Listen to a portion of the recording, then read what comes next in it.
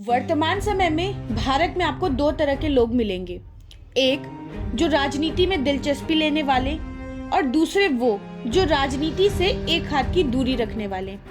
और बात भारतीय राजनीति की हो तो दो राजनीतिक दलों के जिक्र के बिना बात हमेशा अधूरी है, और वो दो राजनीतिक दल हैं भारतीय जनता पार्टी और कांग्रेस। आज हम बात करेंगे उस राजनीतिक दल की जो विश्व की सबसे बड़ी राजनीतिक पार्टी बनकर उभरी है, जिसने चाइना की कम्युनिस्ट पार्टी को भी पीछे छोड़ दिया है।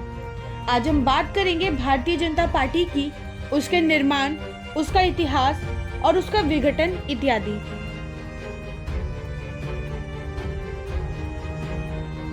जब 2015 में भारतीय जनता पार्टी ने अपने मेंबर्स रजिस्टर किए थे तो उसकी संख्या 18 करोड़ थी। प्रेजेंट में 28 में से 13 स्टेट्स में बीजेपी की पूर्ण सरकार है और 4 राज्यों में सपोर्टिव गवर्नमेंट है, यानी कि गठबंधन की सरकार है। 21 अक्टूबर 1951 को श्यामा प्रसाद मुखर्जी ने आरएसएस की मदद से राष्ट्रीय स्वयंसेवक संघ, उसकी मदद से भारतीय जनसंघ की नींव रखी। यहाँ पे ध्यान देने वाली बात है, भारतीय जनसंघ की नींव रखी। श्यामा प्रसाद मुखर्जी इससे पहले इंडियन कॉन्स्टिट्यूशन असेंबली के सदस्य भी थे, लेकिन 1951 में उन्होंने कांग्रेस पार्टी से इस्तीफा दे दिया। रीजन था नेहरू लियाकत समझौता, और इस्तीफे के बाद ही उन्होंने स्थापना की भारतीय जनसंघ की। जब ये पार्टी बनी थी तो इसका उद्देश्य मात्र हिंदुओं की कल्चरल आइडेंटिटी यानी कि सांस्कृतिक पहचान की रक्षा करना, और इसका एक प्रबल मांग थी, इसकी एक जो सबसे मजबूत मांग थी, प्रबल मांग थी, वो था जम्मू और कश्मीर का भारत में पूर्ण विलय करना, जो कि आज वर्तमान में हो चुका है। लेकिन जिस टाइम श्यामा प्रसाद मुखर्जी ने भारतीय जनसंघ का गठन किया था, उस टाइम पूरे भारत में कांग्रेस का एक छत्र राज था।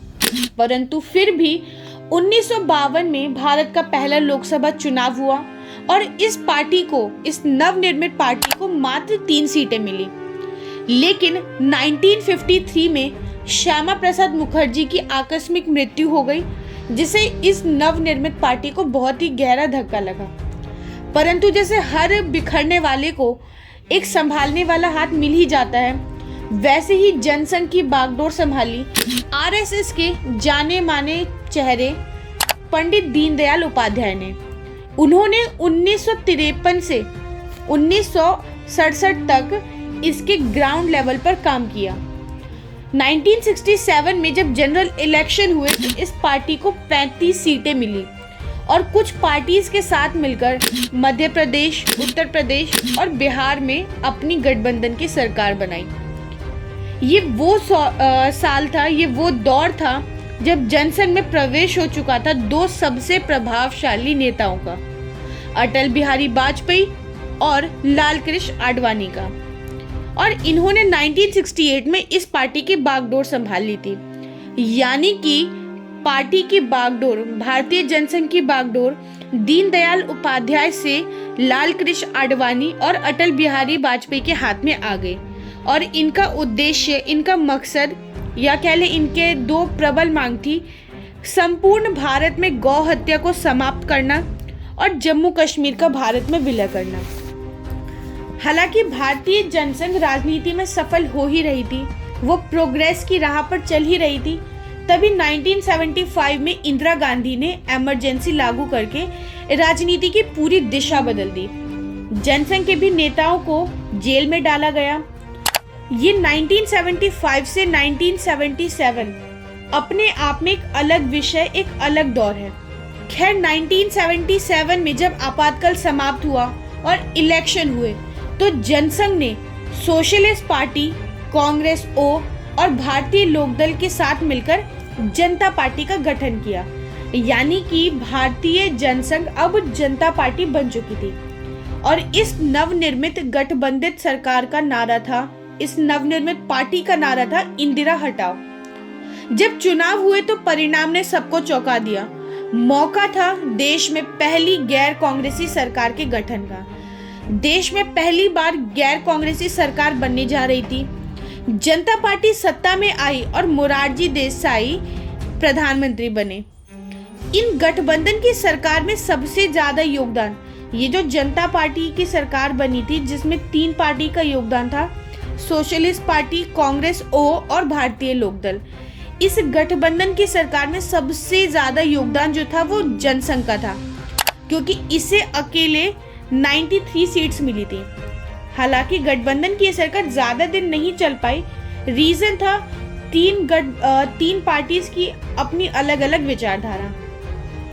इस गठबंधन की सरकार में एक दल ने यह भी कहा कि पार्टी के मेंबर्स जितने भी हैं, यानी कि तीनों पार्टीज के जितने भी मिले जुले मेंबर्स हैं, वो अपनी दोहरी सदस्यता खत्म कर दें। बट जो जनसंघ के मेंबर थे उन्होंने इससे साफ इनकार कर दिया।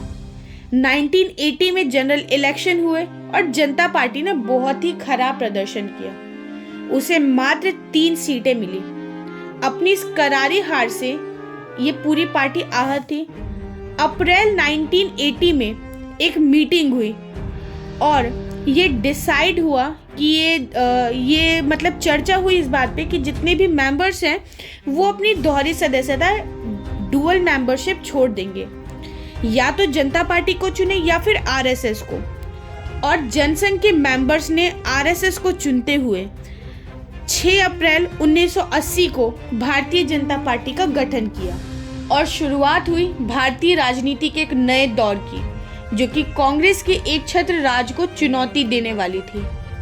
तो ये तो थी एक दौर 1951 से 1980 की कहानी, जिसमें हमने जाना कि कैसे एक अकेले व्यक्ति श्यामा प्रसाद मुखर्जी ने विश्व के सबसे बड़ी राजनीतिक दल की नींव डाली।